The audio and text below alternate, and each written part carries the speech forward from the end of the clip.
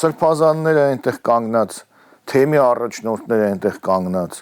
լսում են, թե ինչպես են բացահայտ խախտում այդ կանոնակարգային դրույթը, վեհապարի անունը չեն տալիս, այսինքն ինչ է նշանակում սրբազաններ եւ այդ հոգեվորականներ, նախ պատարակը վերածում են շոուի իրենք, նրանք վերածում են շոուի, նրանք քաղաքական գործիչներ են, նրանք հոգեվորականներ չեն, նրանք էլ են մեղ գործում, բայց քաղաքական գործիչներ են եւ աշխարհիկներ են, բայց դուք հոգեվորականներ եք, պատարակը վերածում եք շոուի եւ ըստ պատվիրատուի պատարակում ինչ որ սրբագրումներ եք անում եւ այդ կոնտեքստում, սրբազանները լուր լսում են, թե ինչպես է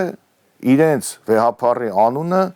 այսպես զեղչվում ու դրանից հետո որևէ քայլ, որևէ բան, այսինքն ինչ է ստացվում, սրբազաններն ու հոգեվորականները